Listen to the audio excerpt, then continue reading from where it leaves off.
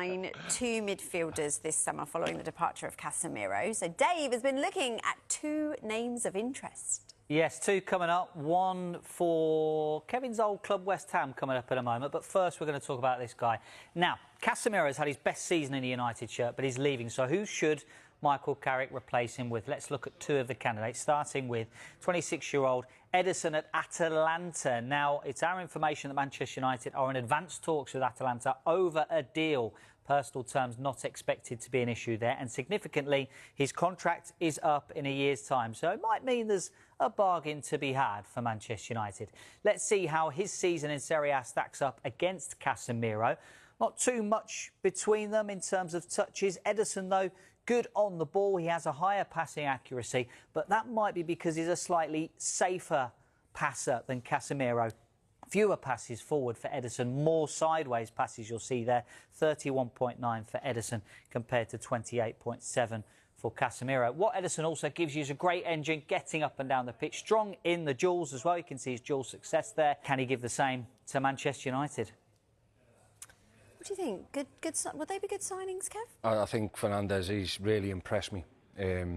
He's been fantastic for West Ham, really took them to new levels. He's probably been the standout player. And Jared probably pushed him close, but for me, he's been the standout player for West Ham. I think he'd be an excellent signing for Manchester United if West Ham were willing to let him go. But under a big contract, you never know. Man that won't be there next season is Casemiro in that midfield. He's moving on. He's had 4 years at the club, largely done okay, hasn't he? I mean, this season particularly, he's become a bit of a cult hero at Man United. I think he's done better in the back part of that 4 years. You know, the most recent performances, you're thinking, well, why are they letting him go all of a sudden? Because he's finding his best. I mean, incredible in the air, Casemiro, for something. He just seems to find a header on target from set pieces. But he's somebody who just complements Bruno Fernandes really well. And I think that there is a relationship they might miss. So they've got to make sure they get someone in to replace him. So who do they go for then? If you're Manchester United, you're looking, and it's not probably one midfield signing, because you're thinking actually they needed more than just one central midfielder for next season, don't they? Yeah. Because they're a little bit light in that position anyway. What type of player should United be looking at to replace Casemiro then? Well, when I get a look at this list, obviously Anderson's at the top. His stats are outstanding. For me, he's probably better than what Casemiro is, that sitter. I think he can play in an 8. I think he's got more to give. And I think what you say about it, it's that accountability to let others thrive. His ability in both boxes, aerially, as well, defensively, and scoring goals this season. The goals that he scored this season have been really vital, well, haven't they? I mean, I think for Manchester United, you need someone that's going to sit and allow others to express themselves. Well, we've got these on that list, Tonali. Well, we've got these names on the list because if you think about Man United's recruitment last summer, they went for ready-made Premier League players, didn't they? It was good recruitment. Seshko was a bit of a gamble, a younger striker, but Bruno and Cunha were ready-made players. They were at the peak of their powers, and they were regular goal scorers in the Premier League. That's what they went for. So if we're looking at a Premier League midfield player to replicate Casemiro, where would you go, Leroy? There's two players that stand out for me. Could go straight into United's side and deal with playing for Man United. That is Anderson, totally agree. Yeah. But Tonali as well at Newcastle. And I think Tonali's got goals in him as well. He's got an unbelievable strike, and I think in that environment at United, I think that would bring the best out of him. But I agree with Glenn. I think Anderson, Elliot... The problem is you've got competition as well, haven't you? Yeah. Because the talk is that Manchester City are looking at Anderson as well. If you're him, where would you go? Would you choose working under Pep Guardiola, a team that's serial winners? Possibly, yeah. Or do you choose Carrick, a man that's come from... I think Anderson and him come from the same place, don't they? Yeah. Both midfield players. Do you go there? I suppose it depends what Manchester United want as well. Are they wanting somebody that they can develop and make better for the future as well, like a Belieber, like a Scott, like a Wharton, that someone's going to keep developing? Yeah. Or are you looking for more of a finished product in Tonali? It's all due to their recruitment and what they want. If I was getting two, I'd take Anderson and Fernandes, or Tonali and Fernandes. I think Fernandes at West Ham, I think is an unbelievable talent. I think he's a young one who could go in there, in behind another midfield signing. Just quickly on Belieber as well, because he's had a disappointing season probably, hasn't he? Because last summer, United looked at him. They did, and wanted him, didn't they? Exceptional talent. Hasn't quite. His form has dipped a little bit this year, but I think as far if he can knit everything together, all his attributes together, he could be one of the best in the world. Leroy, can you just bring in up this next graphic? So that's replacing Casemiro. Man United look like they've replaced Amorim with Michael Carrick. It looks like long-term he's going to be signing a deal to stay. I mean, actually, when you look at the numbers this season, with the ball, they're not actually vastly different, are they? They score more goals under Michael Carrick, but the XG is slightly lower, shots are down, on target's about the same, touching the opposition box are slightly down and less of the ball. So looking at that, you'd say the numbers aren't actually vastly different, but the results under Carrick have been vastly different. And that's because of Bruno Fernandes being higher up the pitch. Simple as that. It's as simple as well, that. Is it not all about the change of shape as well? The change of shape. Do they suit a back four more than the back three? Absolutely, change of shape, getting Bruno Fernandes far up the pitch, so he's in that position, higher up the pitch with the ball, your best player, and they're creating more, and they're scoring more often with the same quality of chances that they're creating. If I'm playing devil's advocate, is that sustainable? Those numbers, Glenn, that we're seeing under Michael Carrick compared to Amorim, because those numbers are obviously down on what Amorim's are, but the results have been better. Can they sustain that? Yes, they can, and the reason behind it is substance and better finishing, in my mind. Better players, they're creating those chances for better players. When I look at Amorim's tenure, you're looking at Højlund and Xerxes, who are missing chances off the back of that. You're losing confidence. All of a sudden, you've got teams counter-attacking on you. This Manchester United, you've got the likes of Cunha and Buemo. They put the ball in the back of the net, therefore it stops it at all. Can they challenge next season under Michael Carrick with the extra games of Europe as well? Is that going to be a problem for them? No, not for a club like Manchester United, not with a group of players with this mentality. With another transfer window as successful as last summer, yes, they can challenge at the top end of the Premier League table. What do you think, Leroy? Yes, they can. I think 3 quality players. 3? 3, I think. Not more? Yeah, but I do think they've got some decent players in there who come out of that side in support. You know, Harry Maguire's been rejuvenated. So I think 3 top quality players, spend the money, and they could be up there. They're guaranteed to finish. He's held Manchester United together for a number of years. I think he's probably got a little bit more quality around him going forward now, and that shows in these numbers, I think. And you've got to remember, it wasn't great at the start of the season because he was playing centre midfield. Yeah. You know, for 3-4 months, he was playing centre midfield, but his attitude to the game was, I'll go and do it. It wasn't moaning, he was going and do it. Then Michael Carrick's come in, put him in his correct position, and then now he's been world class. Let's have a look at some of his assists then, if I can get this to play. Doesn't seem as though he wants to play ball at the moment. Yeah. Here we go.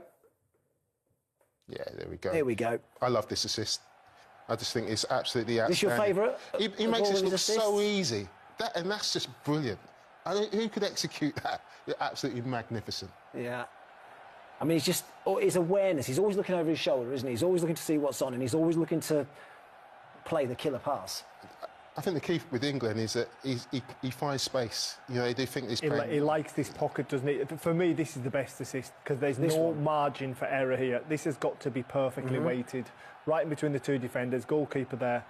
I mean, he's exceptional. This one is up there for me. I think the weight of pass here, he's obviously got options left and right, but he's got an option through the middle as well. And Bumo's run's brilliant, but he doesn't have to break stride. Yeah. It's perfect. The weight of pass is perfect. I actually think the one against Aston Villa as well, that'll be coming up in a minute. The pass through to Mateus Cunha. Yeah. This one against Fulham. I mean, Bassey's last minute of the game. Again, important goals as well. Great finish. Sesko. Yeah. This is where he does his damage, just on this right-hand side, doesn't he? Yes, the pocket you were talking about, isn't it? The pocket of space, but he's always in space. This is the one I was talking about, Aston Villa. I mean, you think is there any danger? I mean, they've got a back 4 in place, 2-3 midfield players in front.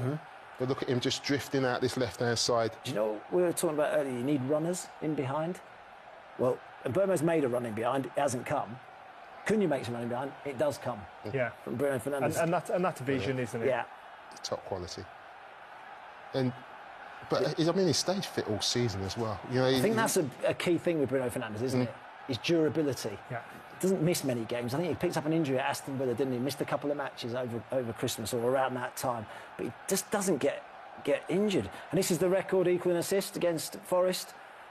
Well, every time he got the ball, he was actually trying to get the assist. He was kind of turning down goal-scoring opportunities, and he deserved it. And look what it means to him. Look, he's going to be a Premier League legend. Not just him, but look at his teammates as well. The reaction that they have as well.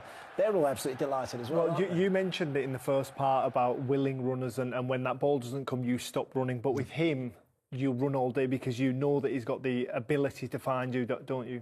Absolutely. And you know what? Lots of people find him difficult to take because he's always having a go at teammates. But we know, as a teammate, he just demands the best, and it brings out the best in players who want to be in a big environment like Manchester United. So yesterday was a big day because he equalled the record, but actually, you said he was trying to find teammates all day. He could have broken the record, really, couldn't he? With the chances that he created. People kept on just letting him down, but it shows that how much he knows what it's all about and how much it means to him, because he wants to become a legend. Man United, look, they secured third place for that performance yesterday. That should have been it. That should have been, but he was brilliant. He wants to be top of the metrics in everything, and I think he wants to stay with United and win something next season. Yeah. You're thinking shoot? No. No, wants to pick a pass. He wants to find that assist record. It's brilliant. It's nice to see because he's had some tough years for Manchester United, as he's played, like you said, further back, and this is him expressing himself and being good at tough years as a collective, as an individual. He's been the player of the year 5 times at Man United. That shows how valuable he's been to them since he signed. No doubt the best sign, isn't he, post Sir Alex Ferguson? Yeah, what a pass. And you know what? I know people have talked about Ruben Amorim, it didn't work out for him playing midfield, but what Ruben Amorim wanted him to be would be the centre of everything United do. Yeah. That's it. That was in his thinking. Whether you think it was the wrong decision or not, but defensively, did he have the nous to play in that position? Absolutely, but he wanted him to get on the ball. Wanted him to be more of a quarterback, didn't he? Exactly. And he was thinking about, how do I get him into the game? Because he's the most important player at United. And I think he liked that responsibility. Unfortunately for him, it was in the wrong position. But I think he went there, did his absolute best. And it's no surprise, end of this season, they've got the absolute best out. You wonder where United would be without him. This is the most assists in a Premier League season, just confirmation that he equals the record of De Bruyne and Thierry Henry. He's got a game left. Brighton. This weekend. He's not breaking that. Not this year, but not Bruno.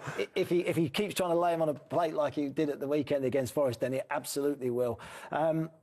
Chances created this season. Wow. 132, almost double the next best. Look at the gap between him and the rest of the Premier League in terms of creating chances this season. That's frightening, isn't it? It's ridiculous. And there's an opposing manager saying, well, look, why don't you just go and stop him playing? But you can't, because he just creates plays for himself. Just outstanding. It's just how good he is. Just how good. This is how important he's been to Manchester United. This is points won via goals and assists in the Premier League since 2020. There's only Mo Salah won more points with his 193 goals and assists, but Bruno, 141 goals and assists, and he's won 111 points. Frightening, that. I think you've got to take into consideration Liverpool have probably been in a better position than Manchester United throughout that period as well, haven't they? Yeah. Erling Haaland, a much better position, winning titles, but still third. Well, he'll be there next season, won't he?